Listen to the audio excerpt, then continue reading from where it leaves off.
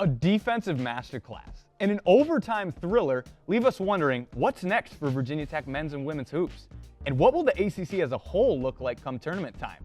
All that and more coming up on this week's 3304 Tip-Off. Welcome into the beautiful Mossart Center studio here in Blacksburg, Virginia for another edition of the 3304 Sports Tip-Off Show.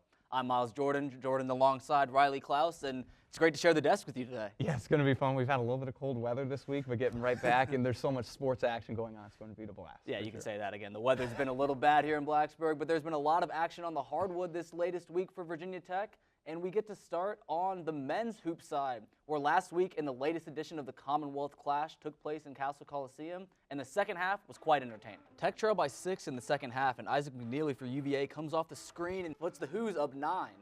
But Jaden Young responds here with a quick step-back triple from the top of the key, and he puts it in to put the game back to 6 points. That's a tough shot right there. Now, Tyler Johnson gets the steal from midcourt, takes it all the way down, puts the layup in, and the Hokies are kind of back in this game now. It's always a great ball game when these two rivals are going at it in Castle. Ben Hammond takes it up, gets a screen, drives into the lane. Tough finish for 2, and the Hokies are back within 3 with 3:25 to play.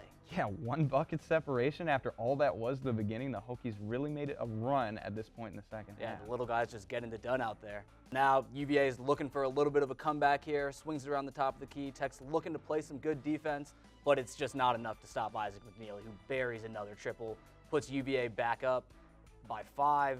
And it's just, it seemed to be kind of what the dagger was for that game. Yeah, that's a tough shot and a great make. Yeah, but the Hokies did look to respond. Hammond drives in, looks for a kick-out pass, can't find it, finds Tyler Johnson inside, puts in the layup. It's a 1-point game in Blacksburg. Oh, crunch time here. The Hoos have the ball. They're looking to make a statement here. They've chucked the lob up, and they hammer it down and take a 3-point lead with a minute left in the game. That's the exclamation point right there. That just takes a lot of the wind out of the sails of the Hokies. Yeah, it really takes the life out of your lungs right there if you're Virginia Tech, but they didn't look to finish right there. Ben Burnham, step back 3. Can he get it up? It's no good. It falls just off the back rim. UVA gets the rebound, and that'll do it for the highlights here for last week. UVA takes the win, 73-70. Yes, so Miles, that means the series was split in the Commonwealth Clash this year, 1 apiece to UVA and Virginia Tech. But the Hokies had a shot to try to bounce back as they traveled up to Chestnut Hill earlier this week, where one of the college basketball games we've ever seen was played. It is hard to win a football game with 11 points in one half, let alone a basketball game, and that's where Virginia Tech found themselves as the Eagles had to lead 26-11 going into the break. And despite only being outscored by 3 in the second half, it just wasn't enough for Virginia Tech to mount a comeback there, and so they find themselves on a 2-game skid where they need to try to bounce back against Miami this week. Yeah, and hopefully they'll be able to do that this week and maybe get another win in the win column. It'd be nice to get one. You don't want to have that 3 losses, especially nearing the end of the season. ACC tournament play is coming up. You want to be one of those top 15 teams of the conference. You want a seat at the table, and that's really what matters for Mike Young and his guys right now. But that's the latest on Hokies men's basketball. But what about Megan Duffy's crew? What's leading the vibe into the month of madness? Let's hear from our very own Sam Mostow for a presser recap. The 2024-25 season has placed an emphasis on learning for Virginia Tech women's basketball. Nobody knew what head coach Megan Duffy's first season would look like. The Hokies brought back some players from Kenny Brooks' tenure, namely Carly Wenzel, Rose Misha, and Matilda Eck, and the season has featured some highs, such as a win over then 13th ranked Georgia Tech, and some lows, most recently Thursday's loss to Stanford. In their most recent game, the Hokies led by 12 before falling apart in the fourth quarter and losing in overtime 75-74. Man, we've had so many lessons this year, and I think this one hurt so bad because we're in position down the stretch, and it matters. So I think that's a blessing and an amazing part about this group.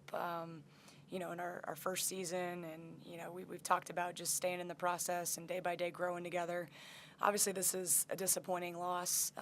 The way it happened versus losing a game, that's going to happen. We've done it, at different points this year, but I think how we lost it was disappointing. Duffy is focused on the process more than the results for her squad this season. She is looking at metrics that might not be found on a box score, such as how the team responds to adversity and how well they play together. Thursday night's loss to Stanford was tough for the Hokies and might have pushed them out of the NCAA tournament. More than anything else, though, Duffy said she hopes the team can learn, string some wins together in the rest of the regular season and ACC tournament, and let the rest take care of itself. And that's what I've learned a lot about this team. You know, they have the resilience, they have the fight, they care about each other, they care about this program, and I know if we have high character like that, we're going to be ready to go again. Reporting for 3304 Sports, I'm Sam Bostow. Back to you. Thanks, Sam. While the Hokies did fall short on Thursday night, it was a heck of a matchup in Blacksburg. Let's roll the tape from this down-to-the-wire classic. It started right from the beginning. Virginia Tech has the lead towards the middle of the first quarter when Stanford gets a 3 to go to keep the matchup tight.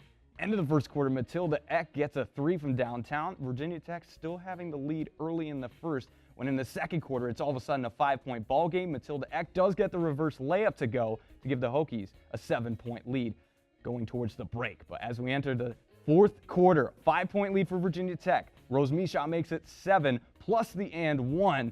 But then the Cardinal all of a sudden are within 3, where Lonnie White is forced to make some clutch free throws and brings the lead up to 4. But Stanford gets the basketball with 45 seconds left in the ball game. Handoff, goes up with the left hand, gets it to go. 2-point ball game in Blacksburg.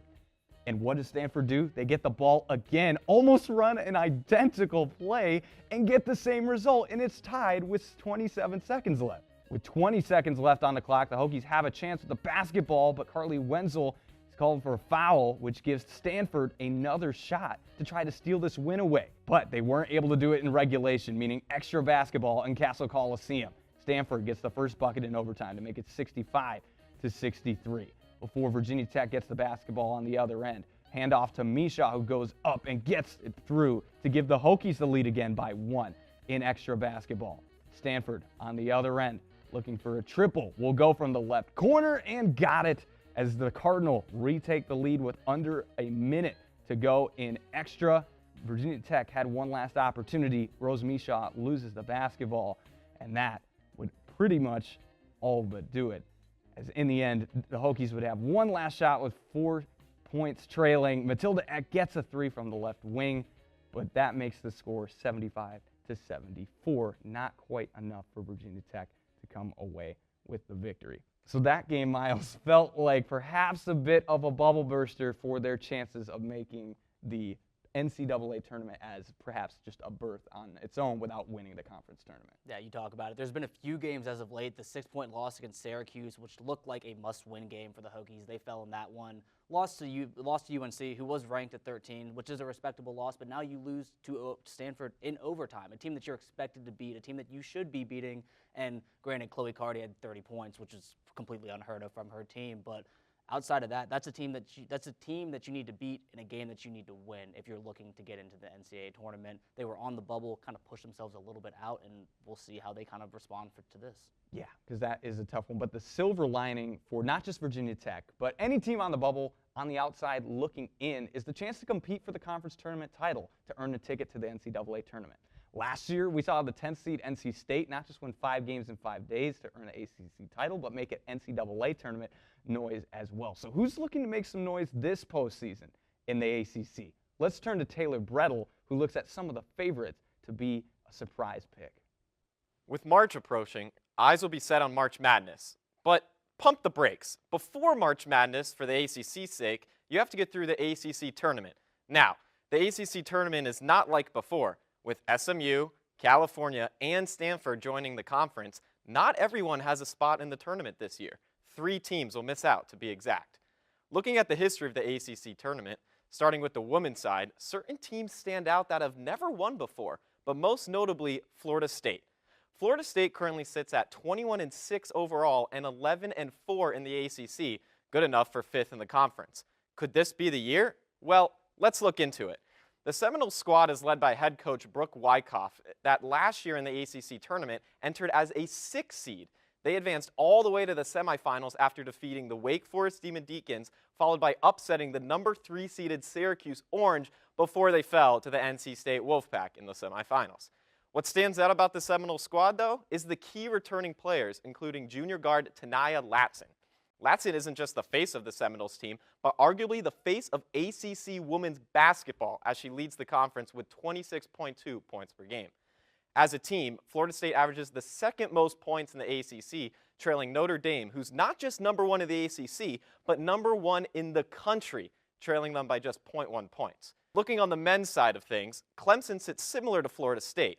The Tigers are yet to win the ACC tournament, but are in a prime position to do so.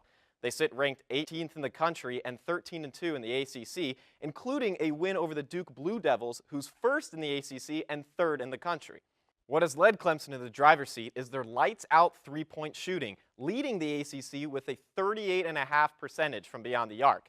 It's heavily lifted by the trio of Chase Hunter, Jake Highbreeder, and Chauncey Wiggins, who all shoot over 39% from distance. While the Tigers sit third in the ACC behind Duke and Louisville, they've shown that they can compete, as they were the team to hand Duke their lone ACC loss. While a couple of regular season games remain before tournament time, make sure to look out for these two squads come March. Guys. Awesome stuff, Taylor. Well, now that we know who's expected to be in the mix come tournament time, let's take a step back and look at the conference as a whole for this season. The men's side and the women's side are almost the juxtaposition of each other.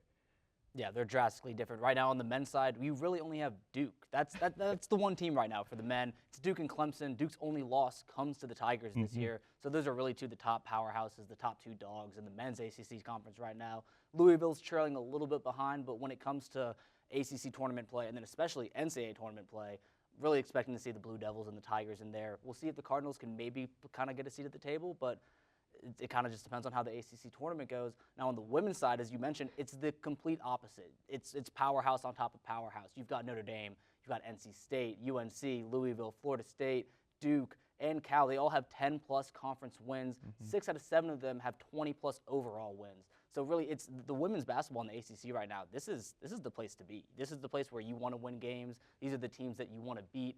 There are going to be a lot of teams from this ACC tournament that we will see in the big dance come March. But it's a lot to look forward to on the basketball court, but hoops isn't the only sport that we have in session. Who's having success on the swing? The Hokies are making a splash, and what's the latest in the circle? Here's Kyle Marshak for the 2-minute drill. We are back with another edition of the 2-minute drill. Virginia Tech baseball dropped a game in their opening series to Bucknell. Darn it! Oh, they outscored them 52-9 in the series, by the way. Virginia Tech swimming and diving showed out at the ACCs, and one Hokie walked away with a title individually. And Hokies wrestling beat Pitt last week, while reigning champ Caleb Henson had his toughest test yet. Did he pass? And who is the proctor? Are you ready? Because I'm ready. Let's do this. Start the clock. We start with some good old wrestling. Number 10 Virginia Tech had their loftiest home duel yet as they hosted number 18 Pitt last Friday at home. Pitt jumped out to a 6-0 lead through 2 matches, but the Hokies' Lennox Wolak says, "Hold my beer." He thumps the number 18 174-pounder in the country, Luca Augustine, and ties the meet in one move on that pin. Fast forward to the night's final match, Virginia Tech's reigning 149-pound national champ, Caleb Henson, matches up with number 23 Finn Solomon. A bit of a stalemate through regulation, and they take it to sudden victory. Can Henson remain undefeated and hold on to his number 1 rank? Solomon sprawls out after Henson gets the leg. They twist up in side control, and Henson sneaks over the top for the sudden victory takedown. Henson remains unscathed, and the Hokies now meet up with ACC rival NC State tonight at 7 p.m. with a share of the ACC dual title on the line. Speaking of titles, how about Virginia Tech swimmer Cole Marty showing out for the Hokies at the ACC championships, steaming ahead down the last 50 to sneak away with a 200-yard individual medley title. While I didn't get over my fear of swimming until I was 16, the senior Spaniard made it look easy, and it's time to party if you're Marty as he celebrates his first ACC championship. Now we head over to Atlantic Union Bank Park to check in on Hokies baseball, who just kicked off their season with a home series against Bucknell. While they dropped Game 2 by a slim score, they came back out in Game 3 on Sunday and put up a football score on them, collecting 22 hits, 11 extra base knocks, and 3 homers in a 27-1 run rule victory. The highlight? Senior Sam Tackett's 500-foot bomb. Whack! What went farther, the ball or the bat? I'd argue the ball, because it actually finally returned from orbit this morning and hit my apartment's roof when I was making breakfast. It scared the daylights out of me. Tackett and the Hokies look to continue their winning ways against UNC Greensboro at home for a weekend series starting tomorrow at 2 p.m. All right, that's going to catch you up on all your Hokie sports, and I hope I got it before the buzzer. That's the 2-minute drill. Riles and Miles, take it away. Thanks, Kyle. Great stuff as always. Well, our show's almost wrapped up here, but I'll send it over to Riley here, who's going to introduce a new special segment here. Yeah, we're going to try over or under. We're going to set a prompt, and you have to say whether you think this happens and more than the number we say will occur, or less than that a number will occur, and we'll say under. So let's start it off the bat. 0.5 Virginia Tech squads will make the quarterfinals of the ACC tournament. So pretty much what you're saying is a team has to win one game. Correct. And right now, Correct. if we're looking at it, if I was a betting man, I'd put my money on the women's team to maybe capture a victory here in the tournament. So I'd say over. I'd say at least hopefully one team will at least win a game. Hopefully the men's will be able to kind of have a great Cinderella run, maybe something along the lines of NC State last year, something crazy like that. But I'll take the over for that one. Yeah, I'd be in the same boat. I think that the men's team, is scrappy, that maybe they can pull an upset, but you're definitely looking at Megan Duffy's squad that even if they're maybe the underdog in the game, could potentially pull one out. Yeah. Let's go to the diamond. Virginia Tech baseball hits 5.5 home runs between now and our next show, which is 4 games worth. I mean, hey, have you seen that guy, Sam Tackett, hit the ball? I mean, it's 500 feet. It's out the park. It's 4 games. 5.5. I think that they're able to do it. They've been playing lights out here to start the season. They've been outscoring all of their opponents. It's actually ridiculous the way that they've been playing at the start of the season. I think that that's not just doable, but I think that that's something that will happen. I think I'm going to take the over here. Yeah, I am going to agree that the Hammerin' Hokies will be present in this week's action. Lastly, 1.5 ACC schools will make the Final Four in their respective sport in the tournament. I mean, once again, I think we kind of have to stick with women's basketball in this one. There's so many powerhouses in this conference. It's not unheard of, but it's hard to think that one of these teams won't advance to be one of the last 4 teams in this big tournament. You've got a team like Notre Dame who's looked phenomenal all season long. I'd be really surprised if they weren't in the Final Four. And on the men's side, we've got Duke. I mean, they have been playing lights out basketball this year. They had the loss to Clemson in conference, but outside of that, they're perfect in the ACC. Cooper Flagg's looking amazing. I think that they're definitely one of the front runners on the men's side to maybe make it to the Final Four in the conference, but I'd hope that 2 of those teams could maybe make it. So I think I'll take the over again. Yeah, I agree with you. I might dare to say I think we'll see Duke on the men's side, Notre Dame on the women's side, and another team on the women's side, whether that be UNC, NC State, or Duke. I think that we could potentially even get 3 in the tournament, Miles. Yeah. Well, I think you left out Virginia Tech there in that last one. But I don't know. We'll see about that. Never know. You never know. You never know. But thanks for watching this week's edition of the 3304 Sports Tip-Off Show. Make sure to catch all the action this weekend live on Mixlr. Follow our socials for the latest updates on 3304 Sports. For our reporters, Sam Mostow, Taylor Brettel, and Kyle Marshak, I'm Miles Jordan. This is Riley Klaus.